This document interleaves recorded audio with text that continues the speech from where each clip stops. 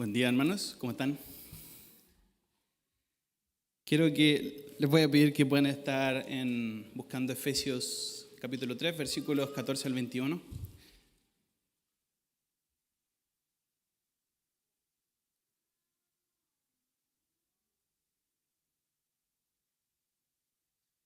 Hemos estado viendo una serie de Efesios, estudiando Efesios cada domingo, y ha sido de mucha bendición. Podríamos decir que Efesios está tan bien estructurado que es como, también, aparte por la misma enseñanza y la doctrina, es como el ABC del cristiano. Es como el libro donde entendemos qué es lo que tenemos en Cristo y qué es lo que debemos hacer con aquello que en Cristo tenemos, por gracia. Y es como si fuesen nuestros derechos, o sea, refiriéndose a lo que tenemos en Cristo, y nuestros deberes en Cristo. Y ya estamos culminando la primera parte, porque se divide en dos partes. La primera es lo que tenemos en Cristo, y el capítulo del 4 al 6 es cómo nos debemos conducir.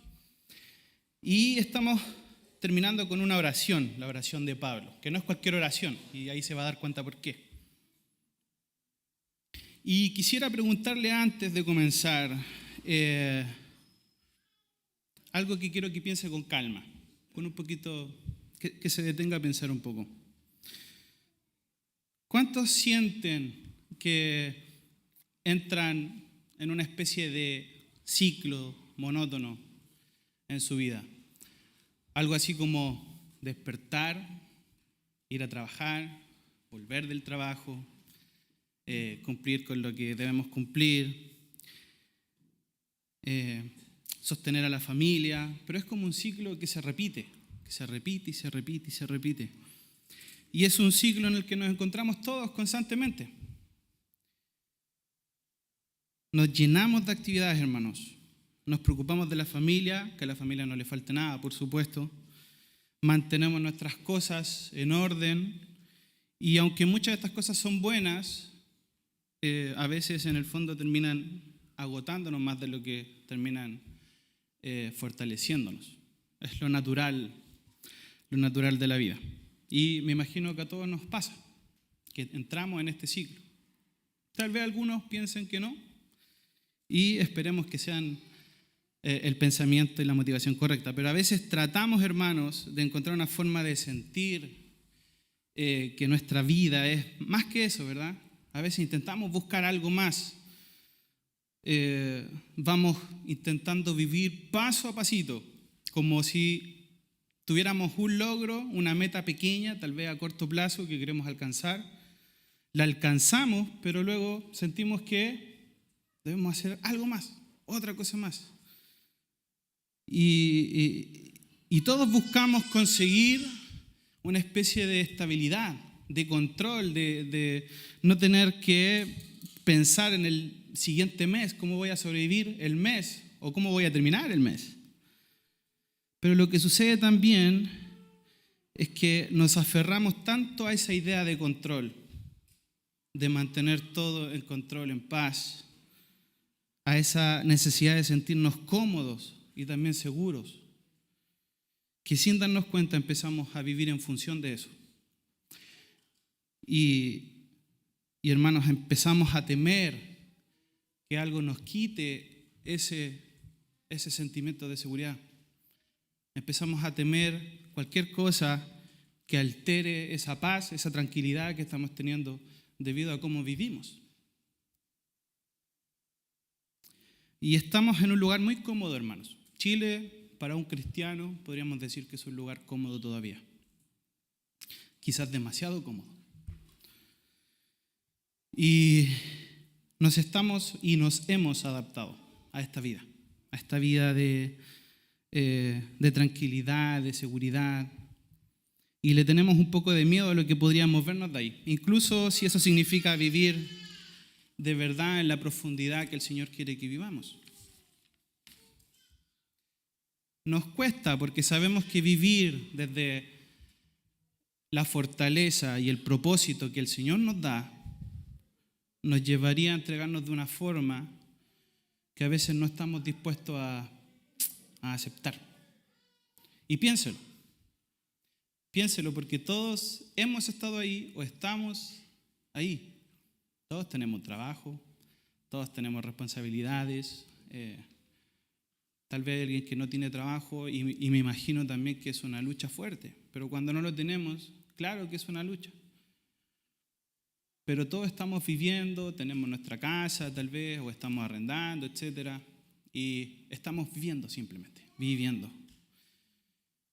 Y hermanos, quiero que nos fijemos hoy, y les pido que tomen mucha atención a la carta de los Efesios, a esta sección, esta última parte, porque Pablo habla de esta estabilidad.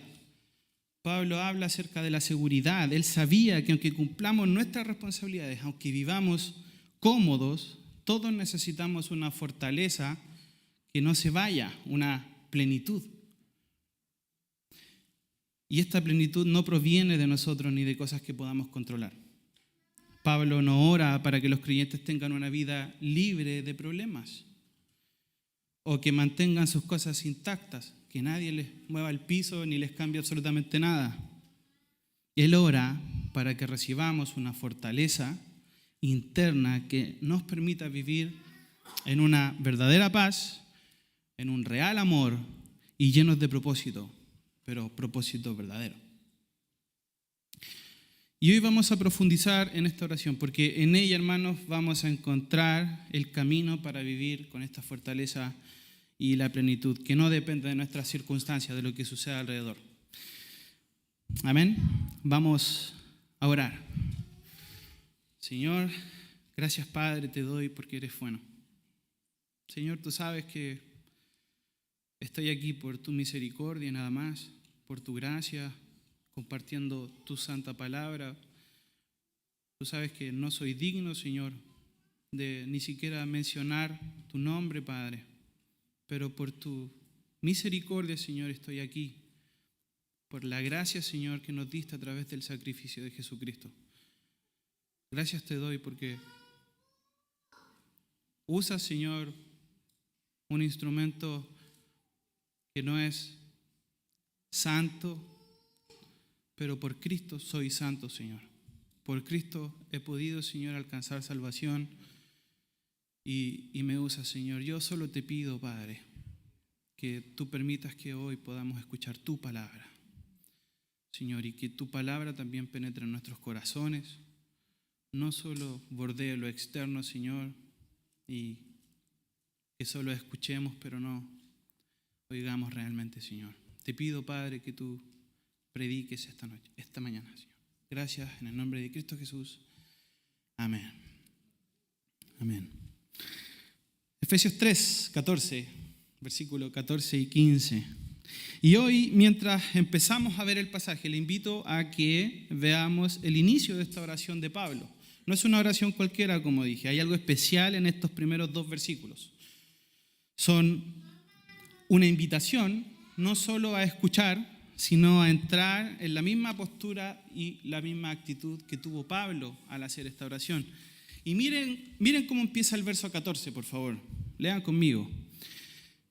Dice, por esta causa doblo mis rodillas ante el Padre. ¿Se han dado cuenta de que Pablo pudo haber dicho simplemente, por esta causa oro?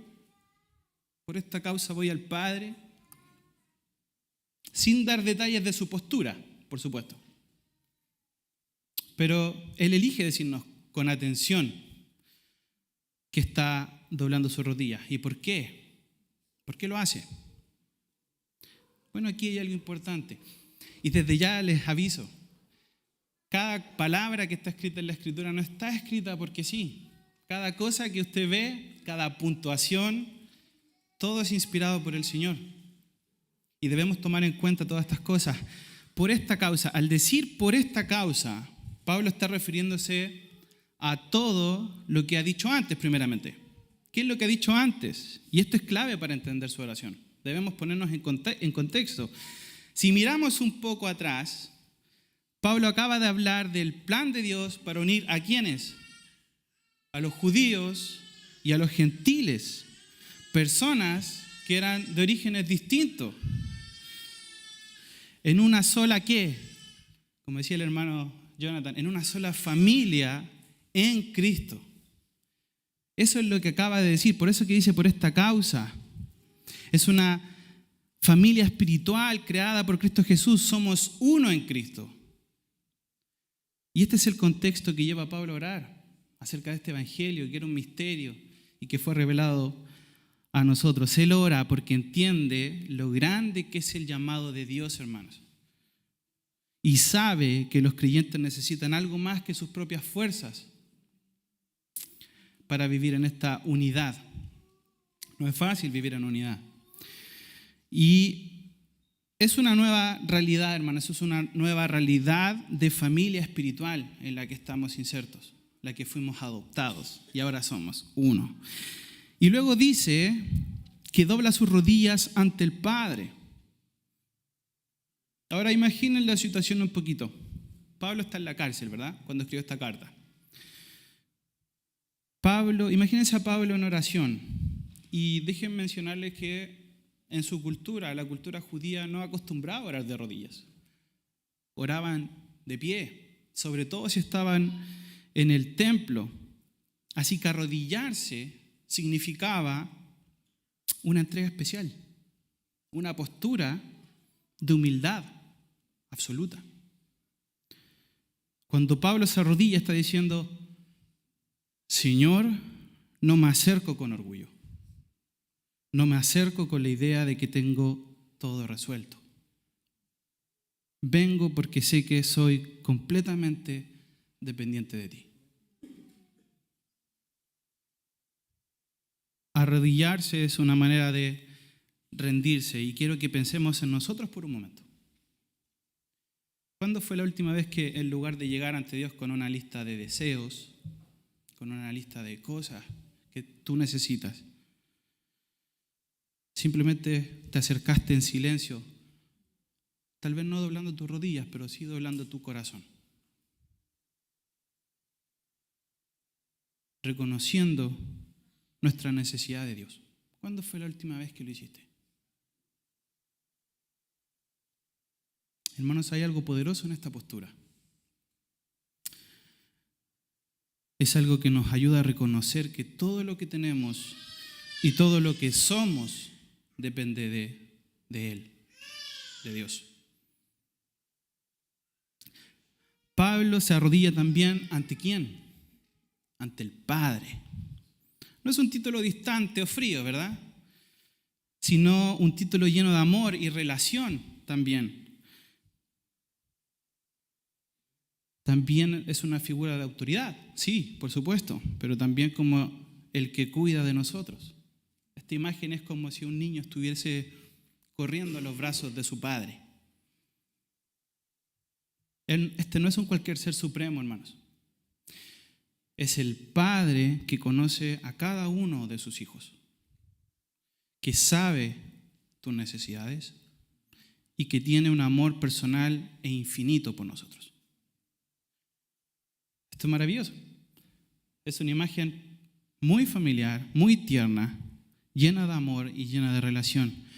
Y luego dice: de quien toma nombre toda familia en los cielos y en la tierra. Y sigue diciendo en el versículo 15: de quien toma toda familia en los cielos y en la tierra. Y esto es profundo también, hermanos. Es profundo porque Pablo está reconociendo que todo lo que existe, cada familia, cada ser, proviene de Dios. Cuando Pablo menciona toda familia en los cielos y en la tierra, está diciendo que todo, absolutamente todo, encuentra su origen en Dios. Que Él no solo es el creador, sino también el Padre de cada uno de nosotros. Con esto no quiero decirte que todo el mundo es hijo de Dios, pero todo encuentra su origen en Él. Dios es nuestro origen, nuestra raíz y nuestra identidad está en Él, en Dios. Y hermanos, esta declaración de Pablo no es una idea teórica, es algo que puede transformar también nuestra vida si lo pensamos detenidamente. Porque si Dios es verdaderamente el Padre de todo y si nuestra vida depende de Él, entonces hay una pregunta. ¿Por qué nos cuesta tanto rendir nuestras seguridades, nuestra comodidad, nuestro temor de perder el control sobre nuestra vida? ¿Por qué nos cuesta tanto? Pablo está mostrando que al doblar sus rodillas ante el Padre, al Padre de todo, él está confiando completamente en que Dios tiene el poder y el amor para sostener cada aspecto de su vida y también la nuestra. ¿Estamos dispuestos a hacer lo mismo? ¿A vivir de esa forma? Y espero que sí, hermanos. Espero que sí.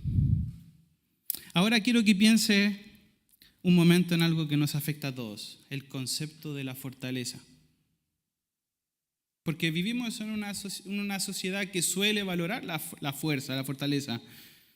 Enseña a ser fuertes, enseña a ser personas capaces. Y muchas veces sentimos que tenemos que mostrar esta fortaleza en la vida, ya sea en el trabajo, en la familia o en nuestras relaciones personales. Pero piensen por un momento, cuando hablamos de fortaleza, ¿en qué tipo de fortaleza estamos pensando? Casi siempre pensamos en lo visible, en lo que podemos ver, en lo que se nota, o en lo que podemos demostrar. Nos sentimos fuertes porque nuestras circunstancias están en orden. Todas nuestras cosas están bajo nuestro control, ¿verdad? O porque tenemos apoyo externo, o porque sentimos que tenemos el control de la situación. Pero ¿qué pasa cuando algo cambia? Cuando cualquier situación nos hace pasar y nos hace salir de esa comodidad. Cuando de repente nuestras fuerzas externas flaquean, tal vez. O cuando el apoyo que esperábamos o que teníamos ya no está. O cuando el control que creíamos tener se desvanece. Simplemente piensen, los hermanos que tienen hijos, familia, que deben sostenerla, si pierden su trabajo, ¿qué sucede? O incluso antes de perderlo, uno teme a veces perder su trabajo, ¿verdad? Porque dice, tengo deudas, mi trabajo me sustenta para hacer esto otro. Y en esos momentos, cuando nos damos cuenta de que por mucho que trabajemos, hermanos, en construir una vida estable y fuerte, esa fortaleza exterior, porque es una fortaleza exterior, no siempre puede sostenernos. No lo va a hacer. Y esto nos lleva a la oración de Pablo en Efesios capítulo 3, versículo 16. Pablo pide algo que va más allá de la fuerza externa. Él dice, para que os dé conforme a las riquezas de su gloria el ser fortalecidos con poder en el hombre interior por su espíritu. Por su espíritu. Y aquí no está hablando de una fortaleza física, ¿cierto? O de circunstancias, sino de algo mucho más profundo. Él habla de una fortaleza en el hombre interior, que viene de Dios y es sostenida por el Espíritu Santo. Pensemos un momento en esta frase, fortaleza en el hombre interior. ¿Qué significa esto? Fortaleza en el hombre interior. Pablo está hablando de una fuerza que no depende, por supuesto, de nuestras circunstancias, de lo que tenemos o logramos. Es una fuerza espiritual, hermanos. Una que está directamente conectada al Espíritu de Dios que habita en nosotros. Y esta fortaleza no es una fuerza visible o demostrable, es algo mucho más sólido porque viene de adentro. Es la capacidad, hermanos, de mantenernos en paz, con esperanza y con claridad, incluso cuando las cosas afuera no están bajo nuestro control. Es cierto, esta es una pregunta, ¿no es cierto que a menudo enfrentamos momentos en los que, a pesar de que externamente todo parece bien, en nuestro interior nos sentimos como inseguros o agotados? Incluso cuando venimos a la iglesia, estamos tal vez en ministerio, sirviendo a veces. Y nos pasa esto de que a veces estamos agotados, se nos va tal vez el sentido de por qué lo hacemos, simplemente lo hacemos. Es como estar manejando, los que manejan tal vez les ha pasado ir en la carretera, vas pensando, vas mirando la carretera y de repente, ¿te acuerdas que estás manejando? Como que vas en modo automático. Y hermanos, Pablo nos muestra que no tenemos que vivir dependiendo de estas fuerzas externas. La verdadera fortaleza viene de adentro, del Espíritu de Dios, que está en nosotros, que nos da el poder para enfrentar cualquier circunstancia. Y luego en el verso 17 dice, Pablo continúa orando para que habite Cristo por la fe en vuestros corazones. Para que habite Cristo por la fe en vuestros corazones. Yo al escuchar esto, al leerlo, pensé, ¿no le está hablando a cristianos? ¿Por qué necesitaría que los cristianos, por qué pide Pablo para que Jesús habite en sus corazones?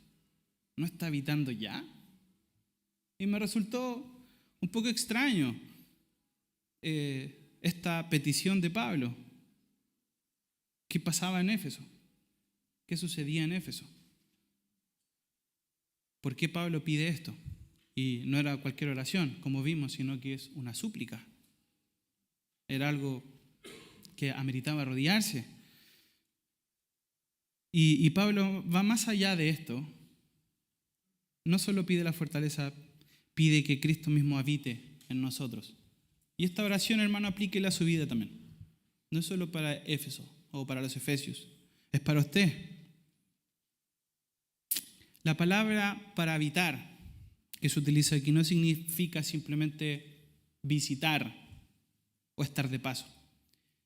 Implica algo permanente, como alguien que establece su hogar en un lugar.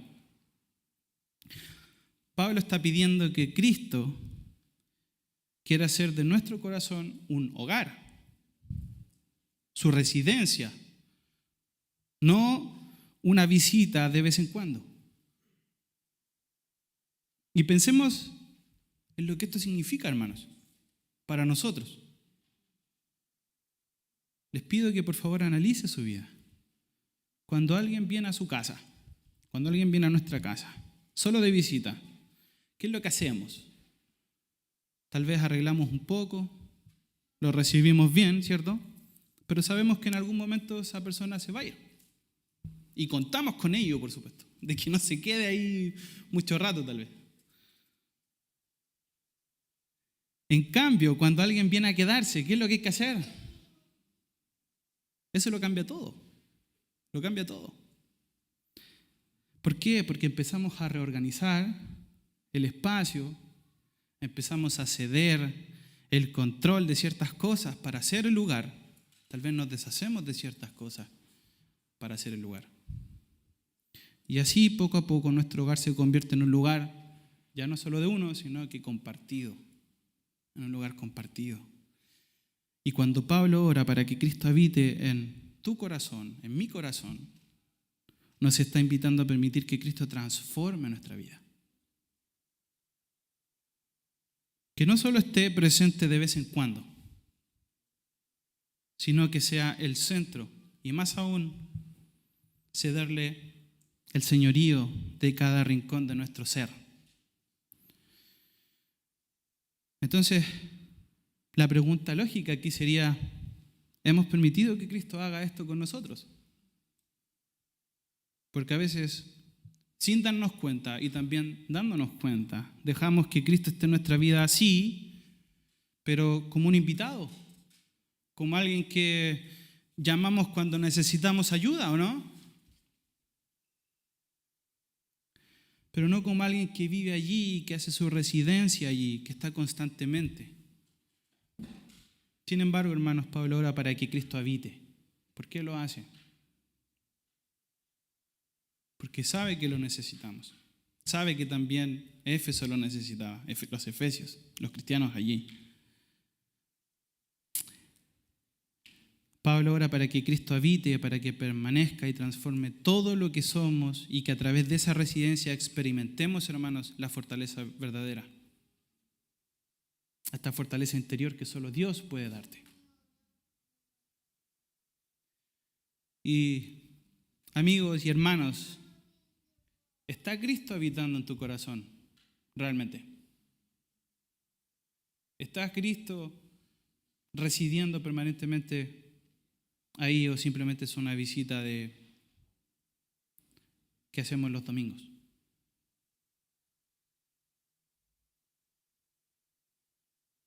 Porque lo que Pablo pide aquí es una transformación.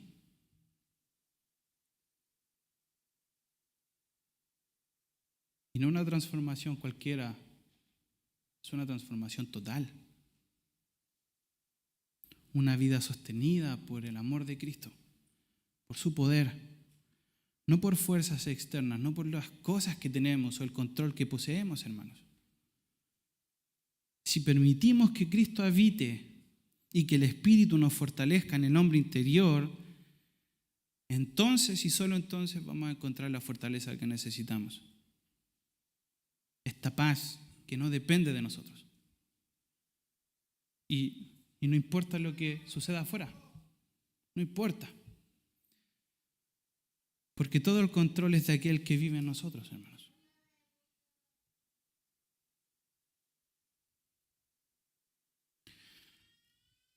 Verso 17.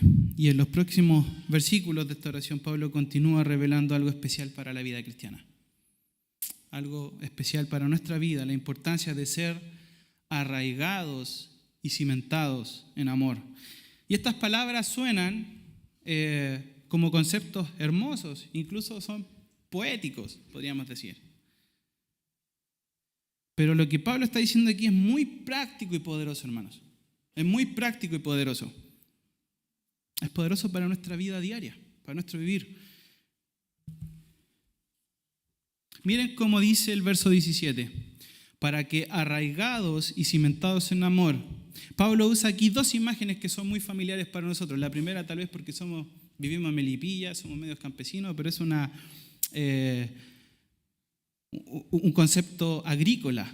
Es una imagen agrícola, arraigados. Dice que debemos estar arraigados. Y piense, hermanos, en un árbol con raíces fuertes, con raíces profundas. ¿Qué sucede cuando las raíces de un árbol son fuertes y profundas? ¿Qué es lo que va a pasar? El árbol puede resistir cualquier tormenta, cualquiera. ¿Por qué? Porque esas raíces lo sostienen, lo nutren y permitiéndole crecer y dar fruto. Dar fruto. Y Pablo nos está diciendo que nuestras raíces, nuestra fortaleza y nuestro alimento espiritual deben estar en el amor de Cristo. Ahora pensemos en esto. ¿En qué estamos arraigados realmente? Tu corazón, ¿dónde está? A veces nuestras raíces están en las circunstancias externas, en cualquier otra cosa que no es Cristo, sinceramente. Tal vez en llegar a fin de mes o tal vez en el éxito de algún mini logro que quieres lograr a corto plazo, en nuestras relaciones, en nuestras familias, incluso hasta en nuestros hijos, o en nuestras propias habilidades para hacer lo que podemos hacer. Aquí hay hermanos bastante talentosos como pueden ver. Pero si nuestro arraigo está en esas cosas, cuando venga la tormenta, ¿qué es lo que va a pasar? Cuando venga la circunstancia, cuando cambie y nos tiemble nuestra estabilidad, ¿qué pasa? Si nuestras raíces no están en Cristo, en el amor de Cristo, fácilmente podemos ser sacudidos. Y caemos y no entendemos qué está pasando, por qué el Señor me hace esto. Empiezo a dejar de venir a la iglesia, empiezo a echarle la culpa al Señor cuando el Señor ha escrito tanto para nuestra fortaleza, para no ser sacudidos, porque no buscamos de Cristo simplemente, no buscamos de Cristo. Pablo también usa otra palabra, cimentados en amor. Y aquí cambia la imagen a una de arquitectura. ¿Han visto alguna vez cómo se construye una casa? Me imagino que más de alguno, por lo menos vimos en la iglesia cómo se construía. Y lo primero que se establece es este cimiento. Porque si no hay un cimiento sólido, la estructura entera corre el riesgo ¿de qué? De caerse, de colapsar. Y Pablo nos dice que el cimiento más seguro, la base más firme que podemos tener es el amor de Cristo. El amor de Cristo. ¿Y qué significa, hermanos, esto para nosotros? Bueno, significa de forma simple que el amor de Cristo no es algo opcional en la vida de un cristiano. No es algo opcional. No es un extra o algo para los momentos buenos tal vez. Es el cimiento. Es lo que sostiene, nos sostiene en cada situación. Tener una vida arraigada y cimentada en amor significa vivir una relación profunda, hermanos, y continua con Cristo, que es la única fuente de amor perfecto. Usted no puede buscar ni siquiera el amor verdadero en su familia, ni en su esposa, ni en su esposo, ni en sus hijos, ni sus hermanos, ni sus amigos. No. La única fuente de amor perfecto es de Cristo.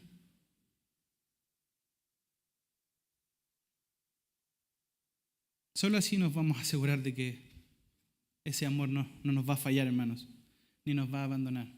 Si no lo hizo en la cruz, habiendo hecho todo lo que hizo por nosotros, si no lo hizo en la cruz, ten por seguro que no lo va a hacer ahora. El Señor no nos va a abandonar. No lo va a hacer. Y ese amor debe calar tan profundamente en tu ser y en tu corazón que debe dar fruto. Debe ser como un árbol que da fruto.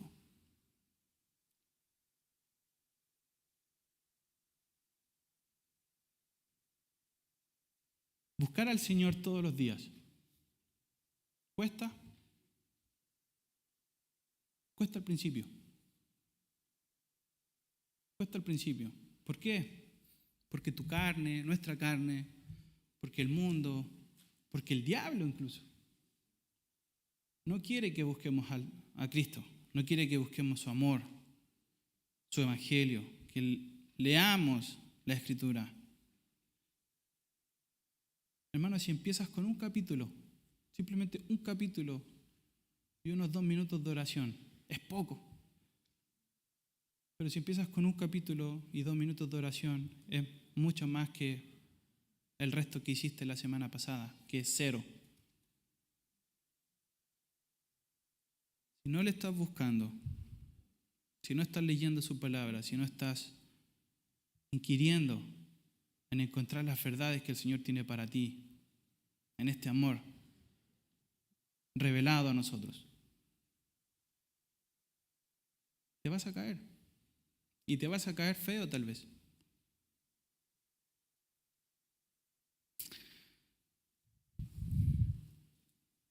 Hermanos, versículo 18. Pablo sigue diciendo que debemos ser capaces de comprender con todos los santos cuál sea la anchura, la longitud, la profundidad y la altura del amor de Cristo. Fíjese en cómo Pablo describe el amor de Cristo. Lo hace en dimensiones, ¿verdad? En dimensiones. No es un amor pequeño o limitado. Es un amor tan inmenso que él lo compara con algo que tiene anchura, longitud, profundidad y altura. ¿Y por qué estas medidas? ¿Por qué usa medidas para describirlo? Porque el amor de Cristo es tan vasto, hermano. Es tan vasto que nos rodea por completo. Nos rodea por completo. Su anchura es tan grande que abarca a todos sin excluir a nadie. Alcanza para todos. Su longitud es tan extensa que nunca se termina, no importa cuánto tiempo pase, hermanos, ni lo que hayas hecho. No importa nada de lo que hayas hecho, hermanos. El amor de Cristo permanece. Su profundidad llega hasta lo más íntimo de nuestro ser e incluso llegó hasta abajo. Incluso, hermanos, llega a nuestros lugares de dolor, a esas heridas que a veces ni nosotros queremos ver o visitar. Y su altura nos eleva nos hace mirar más allá de nuestras limitaciones, nos lleva hacia la esperanza eterna que está en Dios.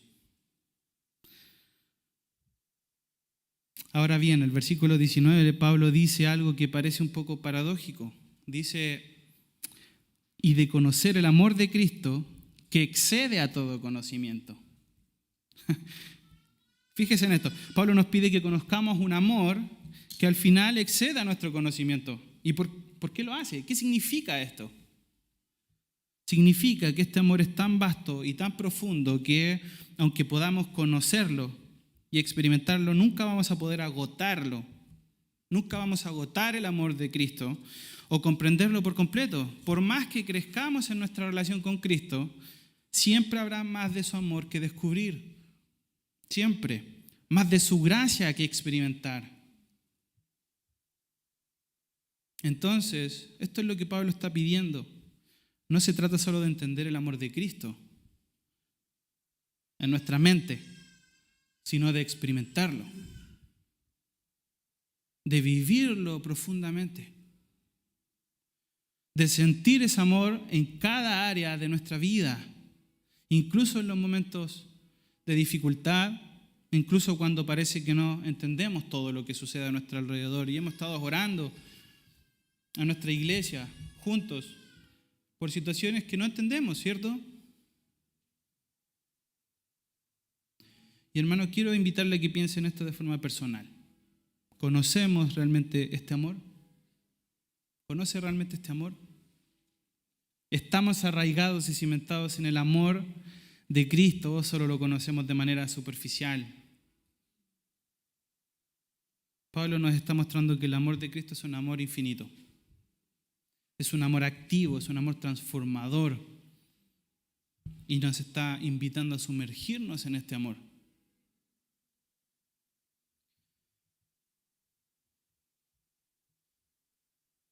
Hermanos, cuando nuestra vida está verdaderamente arraigada y cimentada en el amor de Cristo, vamos a realmente encontrar la forma de vida que el Señor quiere que tengamos.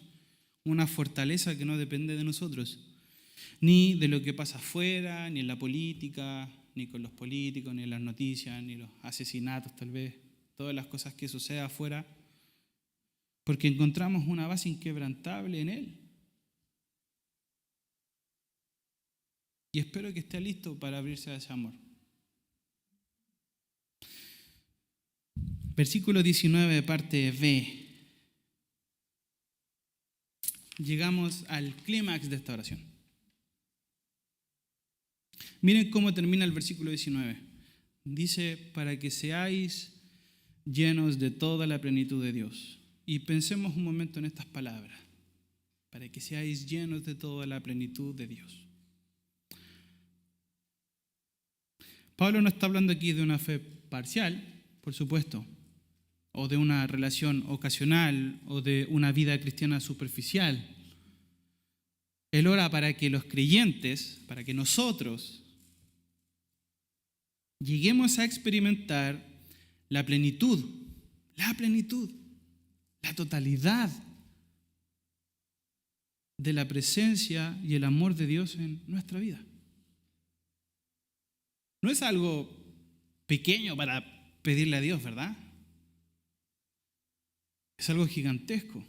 Está pidiendo de que la plenitud, el todo. Y cuando Pablo habla de ser llenos de toda plenitud de Dios, está tocando algo que en el fondo todos buscamos, hermanos. Aquí no hay ningún ser humano, ni en el mundo, ni afuera de esta iglesia, en el mundo entero, ningún ser humano que no busque llenar ese algo con cualquier cosa. No hay opción. O tenemos a Dios en primer lugar o tenemos otra cosa en primer lugar. Y hermanos, todos buscamos algo, aunque muchas veces en lugares equivocados. Queremos sentirnos completos, queremos vivir una vida plena, tranquila, tener nuestra estabilidad financiera.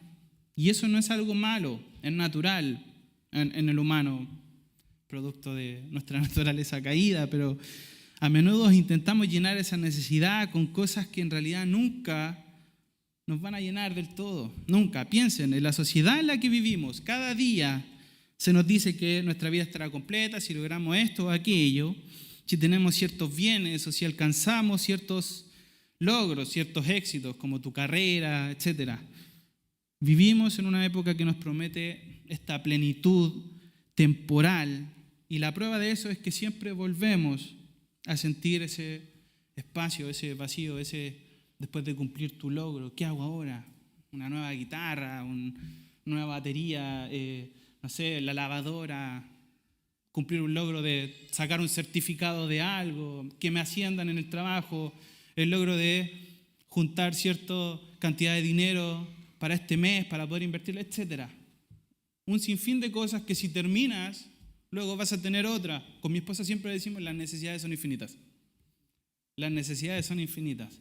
Y lo hemos experimentado mucho más ahora que tenemos al bebé. Al principio nació bien, todo era la cuenta del hospital. Luego la cuna, luego la ropa, luego el coche, luego siempre hay algo más, siempre. Y va creciendo, no se pone más fácil, se pone más difícil. Las necesidades son infinitas, hermanos. Siempre hay algo que nosotros también buscamos, ¿cierto?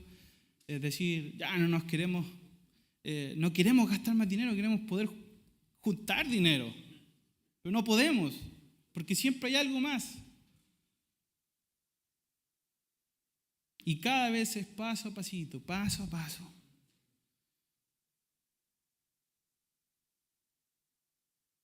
Pero sin embargo, Pablo nos muestra otro camino. Él ora para que nuestra vida no esté media llena. No esté media llena.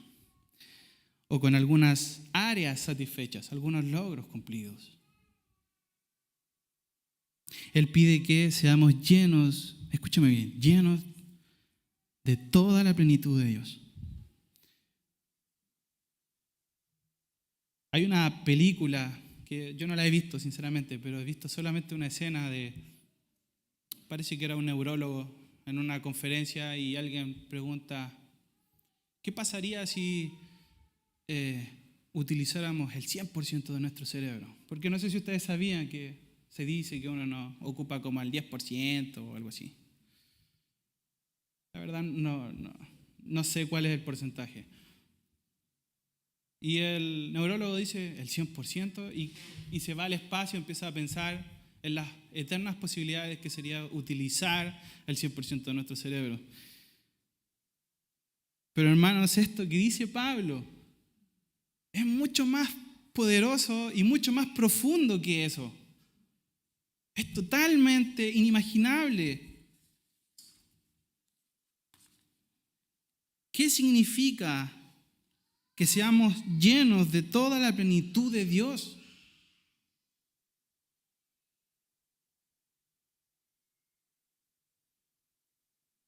En mi mente limitada, porque tampoco utilizo el 100% de mi cerebro, solo por la gracia del Señor, la respuesta que pude encontrar fue vivir una vida que está tan saturada de Dios y que no necesita buscar nada fuera de Él para sentirse completo.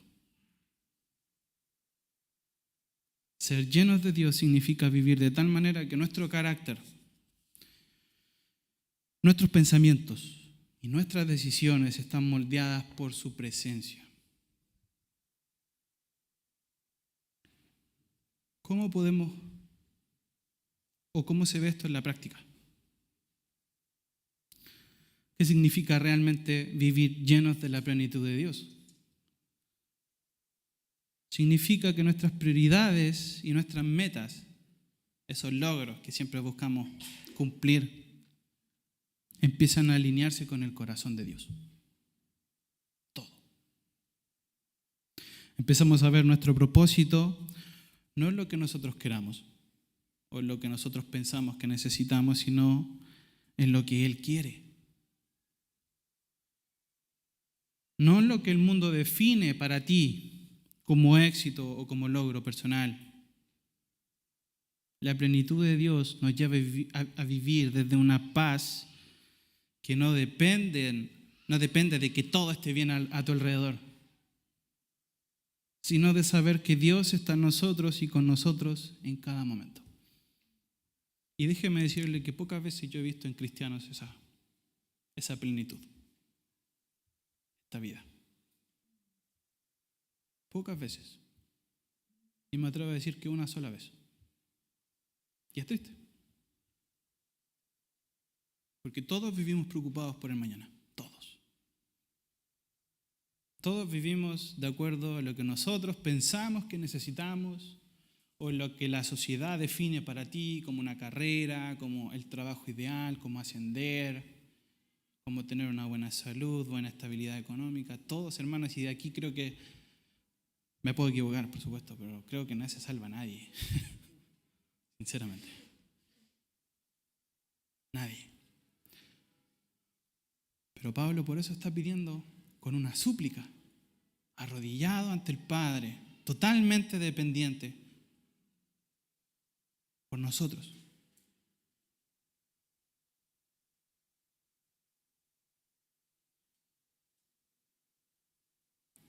Hermanos, permítame hacerle una pregunta. ¿Qué es lo que llena tu vida hoy? Hoy. ¿Qué es lo que llena tu vida hoy? Todos tenemos algo que ocupa nuestro tiempo. Todos. Nuestros pensamientos, nuestras prioridades. Algo que lo ocupa. Y si no somos conscientes de ello, podemos estar llenándonos de cosas que al final no nos llevan a una verdadera plenitud. Podemos llenar nuestra vida con trabajo, con materiales, con metas, con deseos, pero ¿nos estamos llenando con Dios? ¿Te estás llenando con Dios?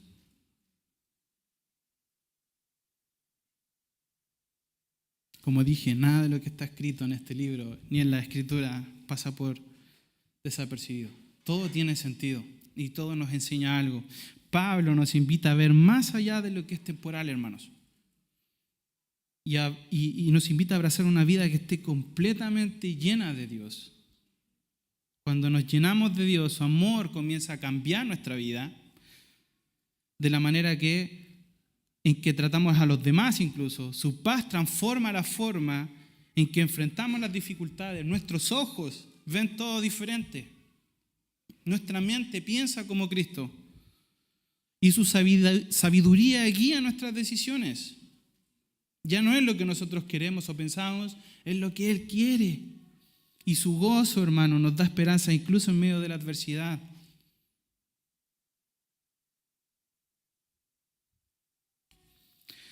Y hermanos, esta no es una invitación a un compromiso superficial. Ser llenos de la plenitud de Dios significa permitir que Él ocupe toda nuestra vida, que Él sea el centro de tu vida y el centro de tus decisiones y también la fuente de nuestra fortaleza. Y estás dispuesto a abrirte a esa plenitud, a soltar lo que pensamos que necesitamos para recibir de Dios lo que verdaderamente necesitamos. Porque al final, hermano, nada de lo que podamos lograr o adquirir nos dará esta plenitud que Pablo describe. Nada. Solo Dios puede llenar el vacío profundo de nuestro ser. Solo Él. Él nos invita a experimentar su plenitud. Y hoy es el momento para hacerlo, para decidir hacerlo, o para permitir que Él lo llene en nosotros. Mañana ya es tarde, te lo aseguro. Cuando predicábamos en la plaza, siempre nos decían, después de entregar el mensaje, lo voy a pensar. ¿Y qué es lo que decíamos? Pero piensa que vas a cruzar la calle y muy probable que te puedan chocar. O sea, no es probable, pero hay una posibilidad bastante real. Y ya tu mañana se transforma en la eternidad. Hermano, piénsalo hoy, medítalo hoy. Ora en tu corazón y hazlo hoy, no lo hagas mañana. El mañana es del Señor. Lo tuyo es ocuparte hoy.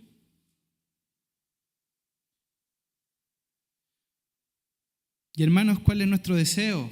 ¿Qué estamos buscando para llenar nuestra vida hoy? La invitación es clara, dejemos que Dios nos llene con toda su plenitud para que no vivamos buscando en lo externo solo lo que solo Él puede darnos. Y para terminar, versículo 20 al 21, para ir concluyendo. Y llegamos al final de esta oración y también al final de la primera división de Efesios. Y Pablo cierra de una manera extraordinaria los versículos 20 al 21. Es una doxología, porque es una proclamación de alabanza que encontramos. Una expresión de adoración que nos recuerda a quién es Dios y cuán grande es su poder. ¿Y cuál es nuestro propósito final también como cristianos? Que es darle la gloria. Versículo 20 empieza diciendo: y aquel que es poderoso para hacer todas las cosas mucho más abundantes de lo que pedimos o entendemos, según el poder que actúa en nosotros. ¿Se imagina lo que Pablo está pidiendo aquí? Él está describiendo a un Dios que va más allá de nuestras peticiones, más allá de nuestras expectativas incluso, de nuestra imaginación. Si piensa un momento, todos nosotros tenemos límites en nuestra comprensión y en nuestras oraciones incluso. A veces oramos incluso hasta por lo que está en la mesa. O sea, me refiero no por la comida en general, por el sustento, sino gracias por el pan y el té y la mantequilla que me diste. Y cuando oramos tenemos una idea de lo que necesitamos o lo que queremos. Pero sin embargo, Pablo nos recuerda que Dios no está limitado por nuestras peticiones incluso, o nuestra capacidad de entender. Su poder es tan grande que Él puede hacer mucho más abundantemente de lo que pedimos o imaginamos. Es un Dios sin límite. Y yo pensaba en esto, cómo parece redundante esta frase, mucho más abundantemente. Y pensaba en, si en mi casa, lo hice muy, muy simple, pero si en mi casa tuviera comensales, 20 comensales que vienen a comer y preparara lo justo, ¿cómo sería lo justo? Alcanzaría justo para los 20, ¿verdad? No sería abundante, simplemente sería justo. Tal vez algunos queden con hambre, pero sería justo. Si la comida es abundante, ¿qué significa eso? Que todos comen muy bien, pero muy probablemente sobre para más personas. Pero decir mucho más abundantemente, ya eso es como, ¿cuántas casas puedo alimentar con eso? No lo sé. Y ese es el punto, no lo sabemos. No tiene límite, hermanos. El poder de Dios no tiene límite. Y lo que nosotros comprendemos, osamos a pensar en cómo Dios puede actuar y cómo debe actuar. No lo limitamos, por supuesto, pero limitamos nuestra mente y nuestra fe. Pero lo hermoso de esto es que Pablo dice que no depende de nuestra oración, sino que el Señor actúa más abundantemente de lo que tú entiendes o ves. Si crees que necesitas un trabajo,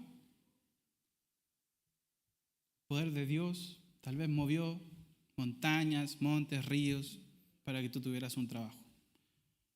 Si crees que tienes alguna necesidad por algún familiar enfermo, hermanos, no sabemos qué el Señor está haciendo, pero te aseguro que el Señor está haciendo.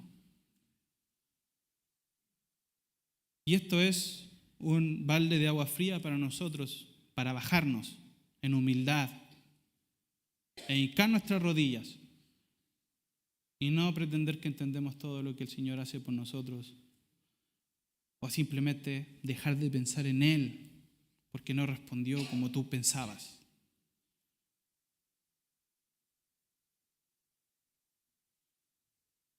No podemos limitar al Señor,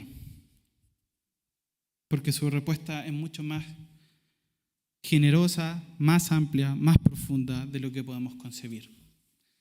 Y noten cómo Pablo continúa, según el poder que actúa en nosotros. Este poder, hermano, supera también nuestras expectativas, no es algo distante, está actuando dentro de cada uno de nosotros. Es el mismo poder que resucitó a Jesús de los muertos. Es ese poder el que está actuando en nosotros. Es el poder que Dios pone en nosotros a través del Espíritu Santo. Este poder nos capacita nos transforma y nos da la fortaleza también para vivir en este mundo, para vivir con el propósito real que es glorificar al Señor.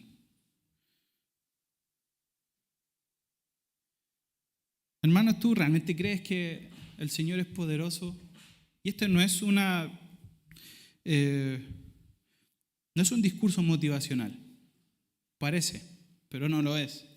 Es simplemente la verdad que está en esta escritura, lo que Pablo está diciendo. ¿Crees que el poder de Dios está obrando en nosotros? ¿Pero lo crees realmente?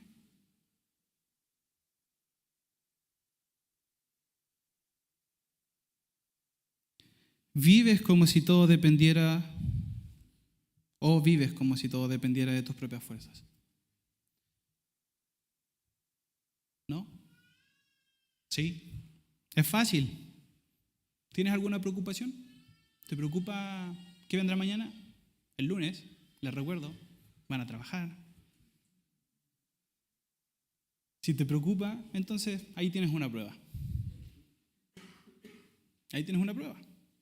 No estás dependiendo como el Señor quiere que dependas de Él, ni confiando en su poder.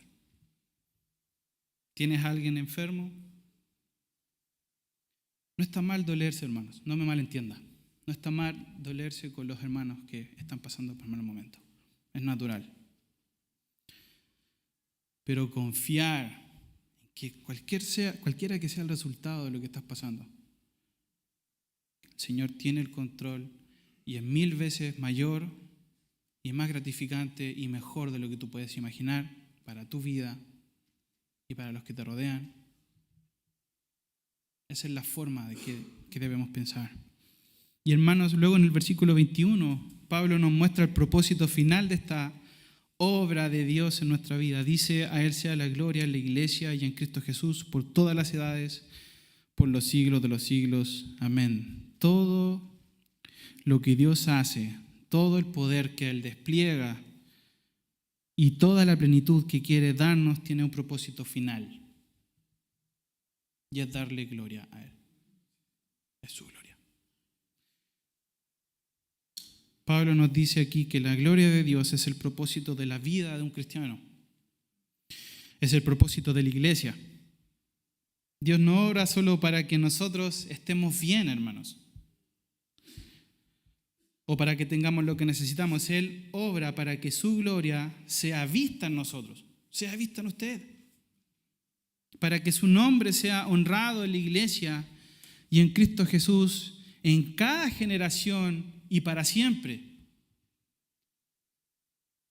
Así que la pregunta que queda es esta: ¿estamos viviendo para su gloria?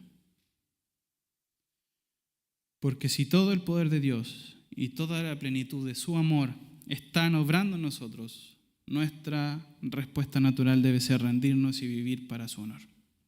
Eso es.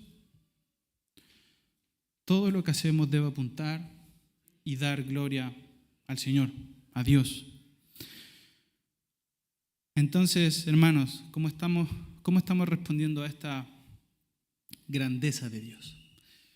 Él es capaz de hacer mucho más de lo que pedimos, ¿sí? Su poder está actuando en nosotros, sí.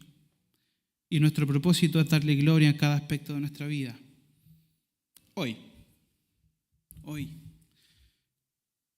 Que nuestra oración, hermano, sea rendirnos a ese propósito. Pida, ore, para vivir con una fe que espera grandes cosas de Dios, y ore para conocerle mucho más de lo que podemos imaginar. Ore también para que su nombre sea honrado en su vida por siempre. Amén. Vamos a orar. Señor, te doy gracias. Gracias, Padre, porque eres tan grande, Señor, tan vasto que no lo podemos comprender. Pero gracias, Señor, porque por medio de tu palabra, por medio del apóstol Pablo, Señor, nos enseña, Señor, a ver lo pequeño que somos, Señor, y cuánto necesitamos comprender, Señor, este amor de Cristo, Señor. Oro, Señor, por cada uno de los que está acá, para que pueda buscarte, para que pueda reflexionar y pensar, Señor, en estas palabras y realmente empezar a tomar decisiones, Señor, y dejar que tú, por tu amor, Señor, puedas habitar en ellos de forma permanente, en nosotros, Señor, de forma permanente, e ir cambiando, Señor, cada una de las áreas y moviendo cada cosa que está mal e interrumpiendo, Señor, una relación que te glorifica, Señor. Pido por esto en el nombre de Cristo Jesús. Amén.